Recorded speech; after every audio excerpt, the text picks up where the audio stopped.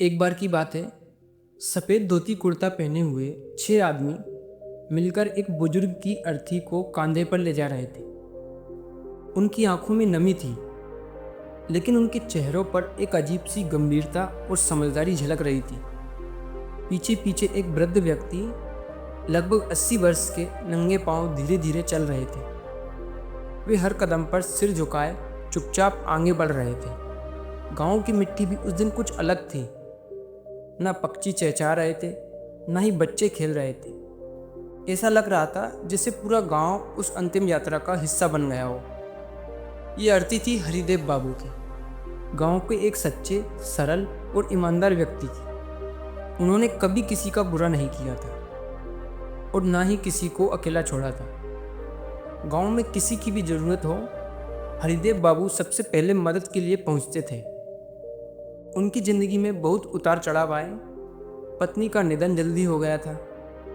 एक ही बेटा था अर्जुन, जिसे उन्होंने पढ़ाया लिखाया और शहर भेजा।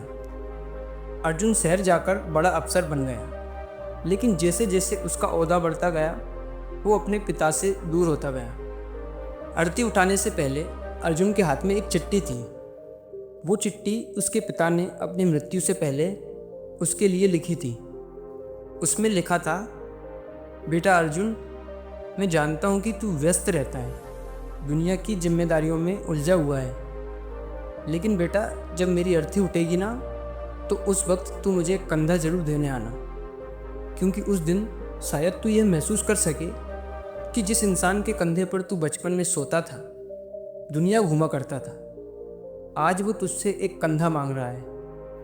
और अगर कंधा दे सके तो ये भी सोच लेना कि ज़िंदगी में जो समय तूने मेरे साथ नहीं बिताया, उसका बोझ अब तुझे जीवन भर ढोना पड़ेगा। तुम्हारा पिता हरिदेव। अर्जुन के हाथ कांप उठे। वो अफसोस और पछतावे से भर गया। अर्जुन ने चुपचाप अर्थी को कंधा दिया और साथ चल रहे गांव के लोगों ने देखा कि कैसे एक बड़ा अफसर आज आम इंसान बन के अपने पिता के लिए चल रहा है। चलते चलते उसे बचपन के दिन याद आने लगे। कैसे उसके पापा उसे साइकिल पर बैठाकर स्कूल छोड़ते थे, कैसे बुखार में पूरी रात सिर पर पट्टी रखते थे और कैसे खुद भूखे रहकर उसे खिलाते थे।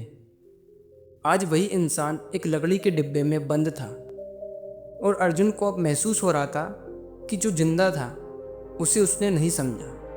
अब जब चला गया तो शब्द भी कम पड़ रहे हैं। शमशान घाट पर अंतिम संस्कार पूरा हुआ। सभी लोग लौटने लगे, लेकिन अर्जुन वहीं बैठ गया जहां राख उड़ रही थी। गांव के वही वृद्ध व्यक्ति जो अर्थी के पीछे चल रहे थे, उसके पास आए और बोले, बेटा जब तक माँ बाप जिंदा होते हैं ना, हम सोचते हैं कि बहुत समय है, लेकिन जब वो चले जाते हैं तो समझ में आता है कि समय तो बहुत पहले ही चला गया था। अर्जुन की आंखों से आंसू बह निकले। इस पूरी घटना ने अर्जुन की सोच को बदल दिया। उसने गांव में एक वृद्धाश्रम बनवाया, जिसमें हर बुजुर्ग को परिवार जैसा प्यार दिया जाता है। दोस्तों, माता पिता हर उस चीज़ के हकदार हैं जो उन्होंने तुम्हारे लिए छोड़ी है, बल्कि उससे कहीं और ज़्यादा। जो समय निकल गया वो लौटकर नहीं आता, लेकिन अफसोस ज़रूर हमेशा साथ में रहता है। अगर ज़िंदगी में सफल हो भी गए हो, लेकिन जिन लोगों ने तुम्हें बड़ा किया, उन्हें अगर समय नहीं दिया, तो वो सफलता अधूरी है।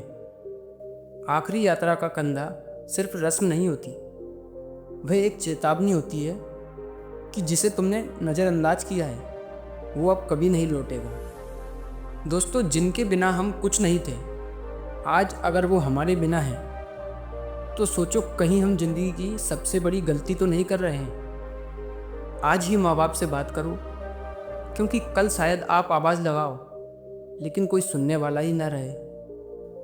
दोस्तों, अगर आपको ये कहानी अच्छी लगी हो तो इसे अपने दोस्तों और परिवार के साथ ज़रूर साझा करें, और ऐसी प्रेरणादायक कहानियों के लिए हमारे चैनल को सब्सक्राइब ज़रूर करें।